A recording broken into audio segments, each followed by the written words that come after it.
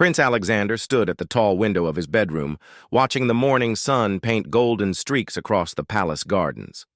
At 15 years old, he had the serious eyes of someone who had seen too much of the world's weight on young shoulders. His dark hair was perfectly combed, his royal uniform pressed without a single wrinkle, but his heart felt heavy with the burden of expectations. Behind him, Captain Marcus Wellington stood at attention. The royal guard had been Alexander's shadow for 8 years, ever since the prince turned 7. Marcus was not just a protector, he had become the closest thing to a father figure the young prince had ever known. The real king, Alexander's father, was always busy with state matters, traveling between kingdoms, signing treaties, and attending endless meetings that seemed more important than spending time with his only son. Marcus was different. He was 42 years old, with kind gray eyes and hands that were both gentle and strong. When Alexander had nightmares about the responsibilities waiting for him as future king, it was Marcus who would sit by his bedside and tell him stories of brave knights and fair rulers. When the prince struggled with his studies, Marcus would help him understand history not from dusty books, but through tales of real battles and real people who had shaped their kingdom. The palace was enormous, with hundreds of rooms, countless servants, and gardens that stretched beyond what the eye could see. But for Alexander, it often felt like a beautiful prison. Every day was planned from morning until night. Breakfast at 7, lessons with tutors until noon, lunch with visiting dignitaries, afternoon training in sword fighting and horse riding, dinner with the royal family, and evening studies until bedtime. There was no time for the simple joys that other children his age experienced. Marcus understood this loneliness better than anyone. He had grown up as a common soldier, the son of a blacksmith, and had worked his way up through the ranks by his skill and honor. He remembered the freedom of his childhood, running through fields, playing with friends, and making choices about how to spend his time. He saw how the prince's eyes would light up when they occasionally had a few minutes to walk through the gardens without a schedule, or when they could sit by the lake and just talk about anything except royal duties. The kingdom of Valdemar was peaceful and prosperous, but it came with a price. The royal family had to maintain their image, follow ancient traditions, and never show weakness or uncertainty. Alexander's mother, Queen Isabella, was kind but distant, always concerned about proper behavior and what the people would think. His father, King Robert, was a good ruler, but believed that emotions and personal desires had no place in royal life. A king must always choose duty over happiness, King Robert would often tell his son. The crown is not a privilege, Alexander. It is a sacrifice we make for our people. But Alexander questioned this. He saw the sadness in his mother's eyes when she thought no one was looking. He noticed how his father seemed tired all the time, as if the weight of the crown was slowly crushing his spirit. Was this really the only way to rule? Was there no room for joy, for genuine connection with people, for making choices based on what felt right rather than what tradition demanded? Marcus had been asking himself these same questions. Over the years, he had watched Alexander grow from a curious, laughing child into a serious, sometimes sad teenager.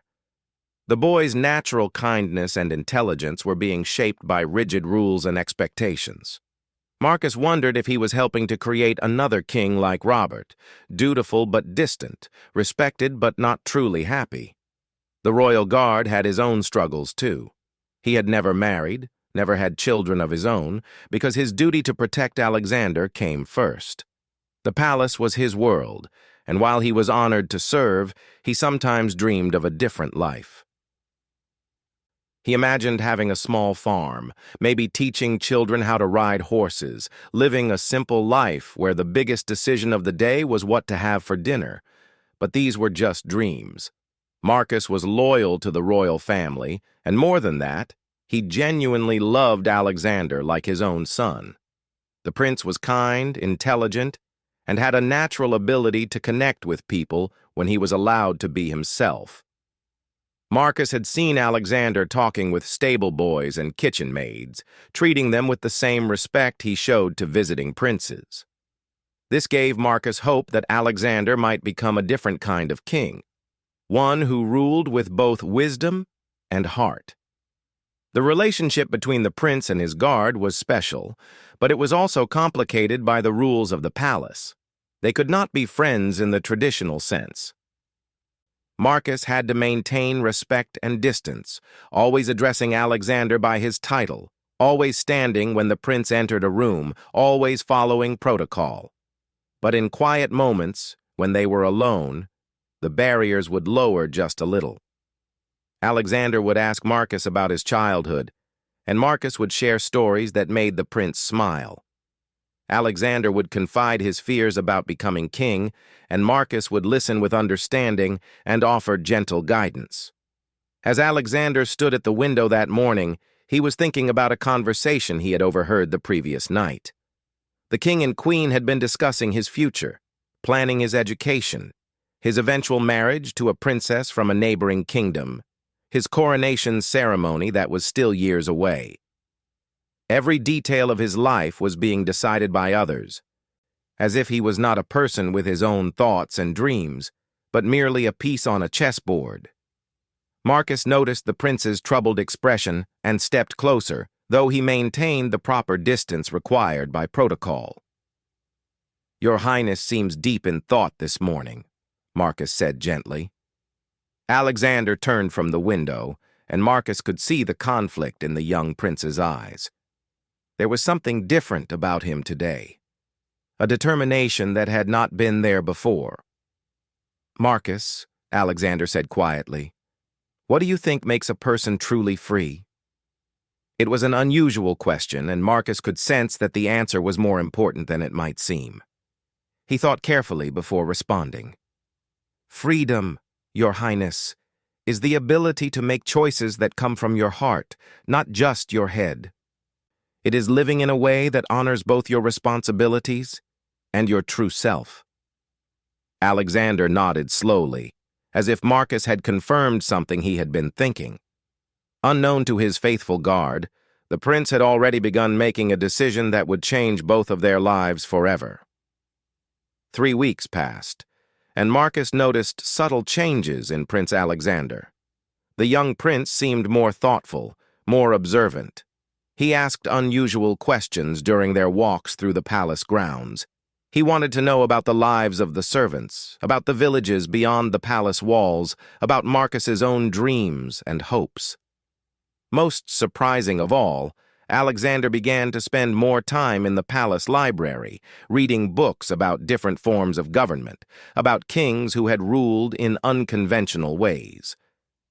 The prince's tutors reported that he was asking challenging questions during his lessons.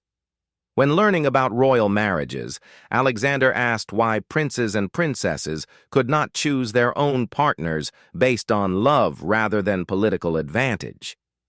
During military strategy lessons, he questioned whether wars could be avoided through friendship and understanding rather than threats and displays of power. His teachers were puzzled by these inquiries, but they answered politely and encouraged his curiosity. Marcus was proud of Alexander's growing independence of thought, but he was also worried. The prince was developing ideas that went against everything the royal family stood for. These were dangerous thoughts for someone who would one day wear the crown. One evening, as autumn painted the palace gardens in shades of gold and red, Alexander made an announcement that shocked the entire royal household. It happened during the weekly formal dinner, where the royal family gathered with their closest advisors and honored guests. The dining hall was magnificent, with crystal chandeliers casting warm light over a table that could seat 50 people. King Robert was discussing plans for Alexander's 16th birthday celebration, which was to be a grand affair with visitors from neighboring kingdoms. Queen Isabella was adding suggestions about decorations and entertainment. The conversation was typical of royal planning, formal, detailed, and focused on maintaining the family's reputation. Alexander listened quietly for most of the meal, but as dessert was being served, He set down his spoon and stood up. The entire table fell silent, as it was unusual for anyone to interrupt the king's planning. "Father, Mother, honored guests," Alexander said, his voice steady but his hands trembling slightly. "I have something important to say, and I hope you will hear me with open hearts."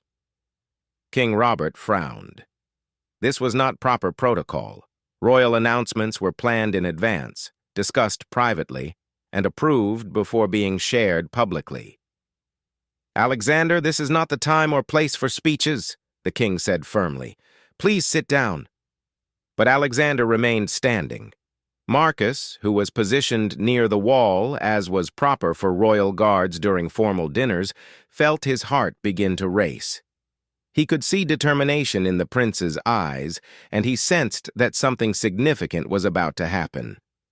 "I apologize for speaking without permission," Alexander continued, "but what I have to say cannot wait for a more convenient time. I have been thinking deeply about my future, about the crown I am meant to inherit, and about what it means to be a true leader." The guests at the table exchanged worried glances. Queen Isabella looked pale, and King Robert's expression grew darker with each word his son spoke.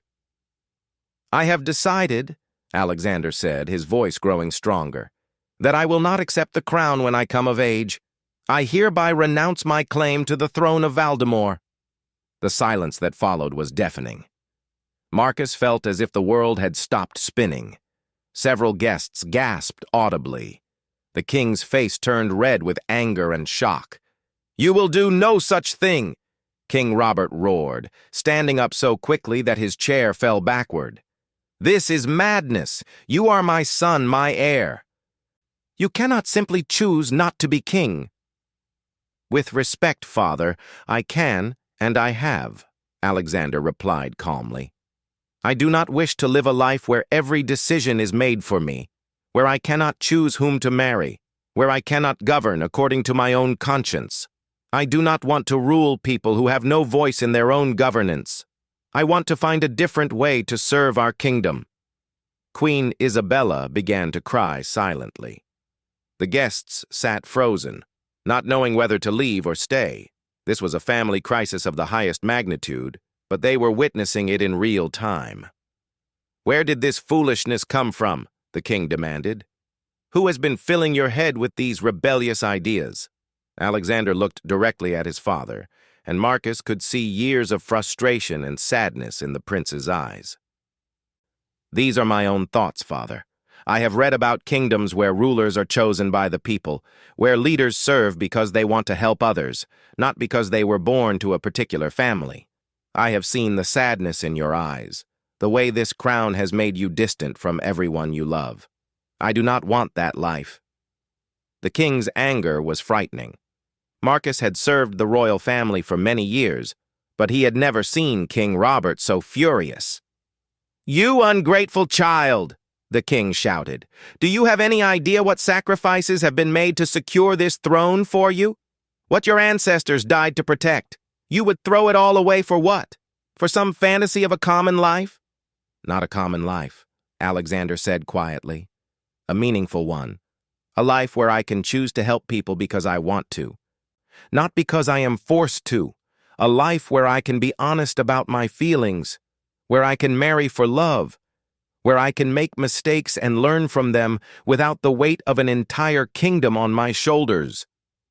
It was then that Alexander did something that shocked everyone even more than his renunciation. He turned to Marcus, who was still standing against the wall, and spoke directly to him. "Captain Wellington," Alexander said formally, "I release you from your oath of service to me. You have been more than a guard. You have been a teacher, a friend, and the father I needed when I was lost. But if I am no longer a prince, you should no longer be bound to protect me. You deserve the chance to live your own life, to find your own happiness." Marcus felt as if his heart was breaking. The boy he had protected and loved for 8 years was setting him free, but freedom was the last thing Marcus wanted. Alexander was making the most important decision of his life, and he was doing it alone. The dining hall erupted in chaos. Advisors were whispering urgently among themselves. The king was pacing and shouting orders for Alexander to be confined to his rooms until he came to his senses. The queen was weeping openly. But through all the noise and confusion, Marcus and Alexander looked at each other across the room, and both of them knew that nothing would ever be the same again. The quiet choice had been made, and its consequences would ripple through their lives in ways neither of them could fully imagine. For 3 days after Alexander's shocking announcement, the palace felt like a fortress under siege.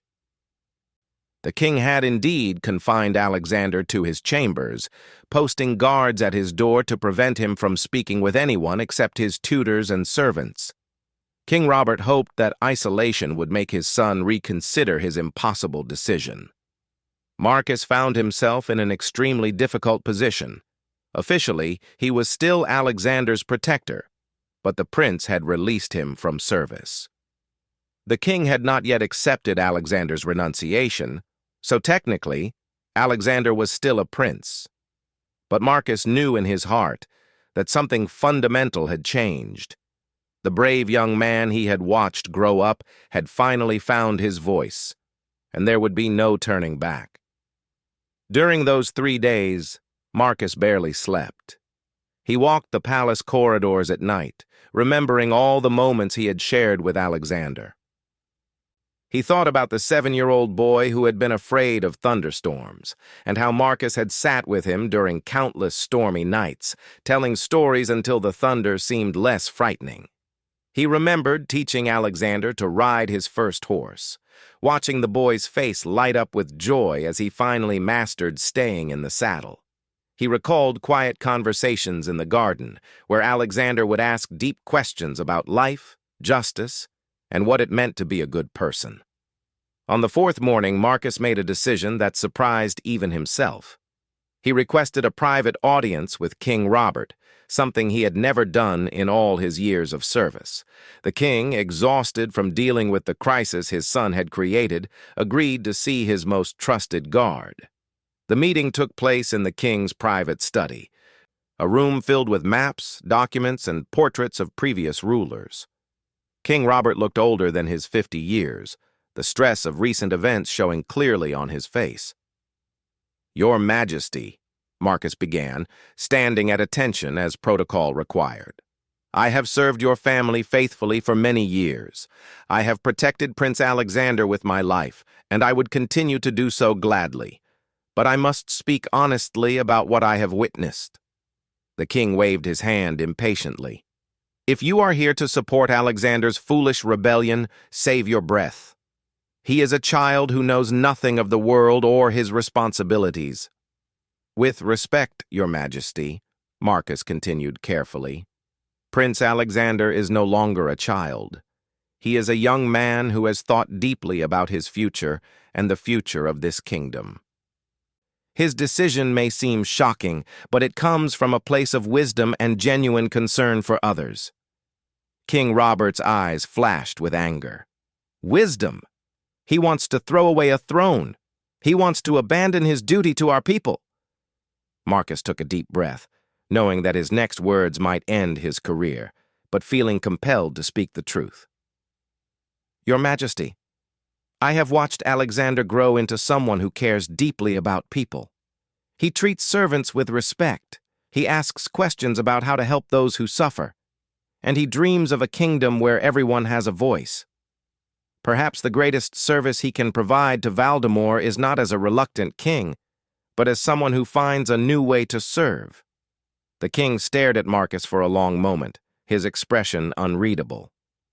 "You support his decision," King Robert said finally. It was not a question. "I support him," Marcus replied simply. "I believe he has the right to choose his own path, even if that path is different from what others expect." What happened next shocked Marcus to his core. King Robert, the strong and commanding ruler who never showed weakness, sat down heavily in his chair and put his head in his hands. For several minutes, he was silent, and Marcus could see the man's shoulders shaking slightly. When the king finally looked up, his eyes were filled with tears. Do you know what it is like, King Robert said quietly, to realize that your son is braver than you are? Alexander is doing something I never had the courage to do. He is choosing his own life instead of accepting the one that was forced upon him. Marcus was stunned. He had never heard the king speak this way. I became king because it was my duty, Robert continued. I married Isabella because it was politically beneficial. I had Alexander because the kingdom needed an heir. I have spent my entire life doing what others expected of me, and I convinced myself that this was noble, that this was the way things had to be, but watching my son stand up in that dining hall and speak his truth, I realized that I have never been that brave. The king stood up and walked to the window, looking out at the kingdom he had ruled for over 20 years. Perhaps Alexander is right, he said softly. Perhaps there is a better way to lead, to live, to serve others. I do not know if I am strong enough to change now, but I will not force him to live the life that has made me so tired. 3 hours later, Marcus was called to Alexander's chambers. When he entered the room, he found the prince sitting by his window, reading a book about farming techniques. Alexander looked up with a smile that was both sad and hopeful. Marcus, Alexander said, standing up quickly. I heard that you spoke with my father. Thank you for supporting me, even though it might have cost you your position. Your Highness, Marcus began, but Alexander shook his head. Please, just Alexander. If I am no longer going to be a prince, we should start practicing now. Marcus felt his eyes fill with tears. The king has accepted your decision? Alexander nodded. He came to see me this morning. He was crying, Marcus. I have never seen my father cry before. He said that he was proud of my courage and that he would help me find a way to serve the kingdom without wearing the crown. My cousin Elena will be prepared to inherit the throne instead. She has always wanted to be queen, and she will be excellent at it. The two friends stood looking at each other, both realizing that their relationship was about to change forever. Alexander would no longer be a prince in need of protection, and Marcus would no longer be bound by duty to stay by his side. What will you do now?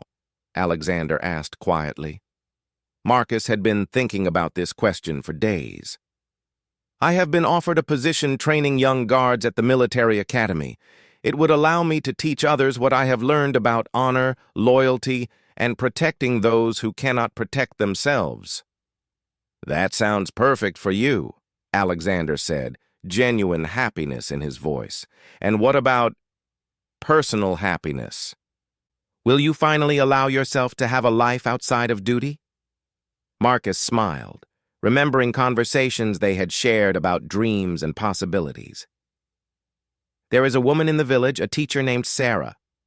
I have admired her for years, but never allowed myself to pursue anything beyond friendship because of my obligations. Perhaps it is time to see if she might be interested in spending time with a former royal guard who dreams of having a small farm and teaching children to ride horses. Alexander laughed, and the sound filled the room with warmth. I think she would be very lucky to have such a man in her life. The time came for Marcus to leave the palace. He had served for 15 years, protecting 2 generations of the royal family, and now his service was complete.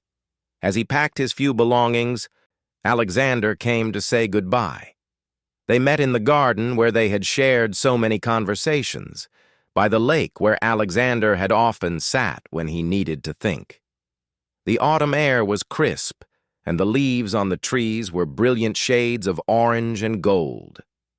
Marcus, Alexander said, his voice thick with emotion, I cannot thank you enough for everything you have given me. You taught me about honor, about kindness, about what it means to be a good man. You showed me that duty and love do not have to be opposites, that you can serve others while still being true to yourself. Marcus felt tears rolling down his cheeks, and he made no effort to hide them. Alexander, watching you grow into the man you have become has been the greatest privilege of my life. You have taught me about courage, about following your heart even when it is difficult. I am so proud of who you are." They embraced then, not as prince and guard, but as father and son, as teacher and student, as friends who had shared years of laughter, worry, growth, and love. Marcus held the young man tightly, remembering the scared little boy he had first been assigned to protect, marveling at the brave and thoughtful person Alexander had become. "Will I see you again?" Alexander asked. "Of course," Marcus replied. "I will not be far away, and I will always want to hear about your adventures. And perhaps someday, when you have found your own path to serving others, and I have built my little farm, we can sit by a different lake and share stories of the lives we chose for ourselves." As Marcus walked away from the palace for the last time, carrying his simple bag of belongings, he turned back once to see Alexander standing at his window, watching him leave. The young man raised his hand in farewell, and Marcus waved back, knowing that they were both beginning new chapters of their lives. 6 months later, Marcus received a letter from Alexander. The former prince had enrolled in the university to study agriculture and social reform. He was working with village leaders to develop better farming techniques and fairer systems of local governance. He had also fallen in love with a baker's daughter named Emma, who shared his passion for helping others and his belief that everyone deserved respect and kindness. Marcus smiled as he read the letter while sitting on the porch of his own small farm, Sarah beside him as they watched the sunset paint the sky in brilliant colors. Alexander had found his way to serve others without sacrificing his own happiness, and Marcus had discovered that love and duty could indeed walk hand in hand when you were brave enough to choose your own path. The quiet choice that had shocked everyone had led to a freedom neither of them had dared to imagine, and the deep emotion of their parting had given way to the joy of new beginnings.